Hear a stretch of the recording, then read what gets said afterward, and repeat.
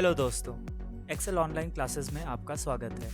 आज के इस वीडियो में हम ये देखेंगे कि एक्सेल में जो आपकी शीट्स होती हैं उसमें हम ऊपर नीचे कीबोर्ड की मदद से कैसे जा सकते हैं। तो वीडियो शुरू करने के लिए पहले आप अपनी फ़ाइल खोलिए। फ़ाइल खोलने के लिए डबल क्लिक करें उसके ऊपर। ये मेरी एक्सेल फ़ाइल है जो मैंने इस वीडियो के लिए पहले से बना रखी है।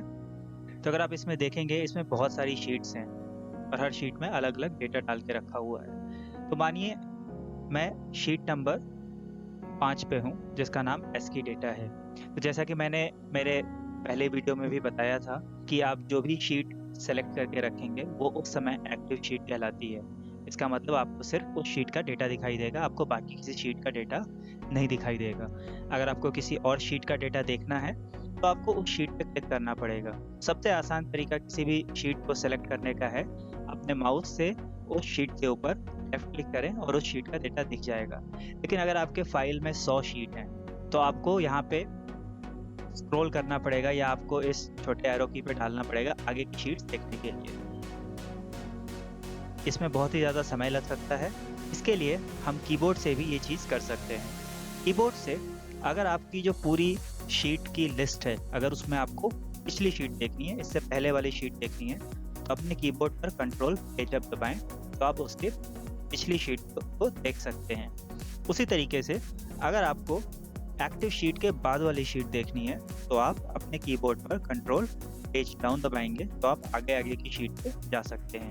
तो इस तरीके से आप शीट का नेविगेशन कर सकते हैं, शीट में ऊपर नीचे अपनी एक्टिव शीट को बदल सकते हैं। तो अगर मुझे आखिरी शीट पे जाना है, तो मुझे क्या करना पड़ेगा? पहला तरीका ये है कि मैं अपने कीबोर्ड पे कंट्रोल पेज डाउन दबा के रखूँ और धीरे-धीरे मैं आखिरी शीट पे पहुँच जाऊँगा।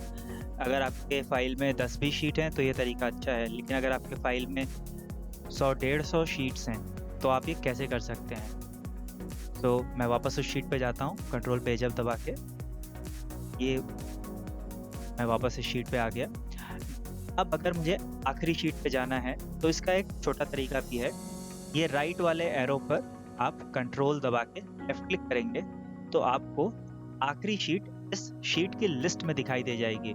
लेकिन आप ध्यान रखें कि आपकी आखिरी शीट अभी एक्टिव शीट नहीं बनी है। आपकी एक्टिव शीट अभी भी वही शीट है जिस पे आप पहले थे। अगर आपको इसको एक्टिव शीट बनाना है, तो आपको इसको क्लिक करना पड़ेगा।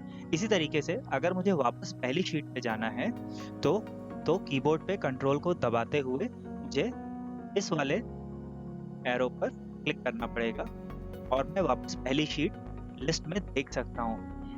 जैसा कि पहले मैंने बोला था, ये आपकी एक्टिव शीट नहीं बनेगी, इसको आपको क्लिक करना पड़ेगा एक्टिव शीट बनाने के लिए। तो जब मैं क्लिक करूँगा, तो मैं शीट का डेटा देख सकता हूँ। तो इस बात पे ध्यान रखिएगा कि कंट्रोल लेफ़्ट क्लिक जो हम अभी कर रहे थे, उससे आप सिर्फ़ आपके शीट की लिस्ट में शीट को देख सकते हैं। वो शीट आपकी एक्टिव शीट नहीं बनती है, उसके लिए आपको उस पे क्लिक करना पड़ता है। उसी तरीके से अगर मुझे सिर्फ़ ये देखना है कि मेरे एक्सेल में कितनी शीट्स हैं, वो सारे शीट के अगर मुझे नाम देखने हैं, तो चाहे तो लेफ़्ट वाले या चाहे राइट वाले पे कंट्रोल दबाते हुए राइट क्लिक करिए, तो आपको शीट की लिस्ट दिख जाएगी। अब इस लिस्ट में जो भी आपकी एक्टिव शीट होगी, वो पहले से आपको यहाँ पे सिलेक्टेड दिखाई देगी। लेकिन अगर मुझे शीट नंबर 10 पे जाना है, तो मैं शीट नंबर 10 को सिलेक्ट करूँगा और ओके करूँगा, तो शीट नंबर 10 मेरी एक्टिव शीट हो जाएगी। एक और तरीका है किसी भी शीट पे जाने का, किसी भी शीट पे जंप करने का। तो आज के लिए बस इतना ही दोस्तों।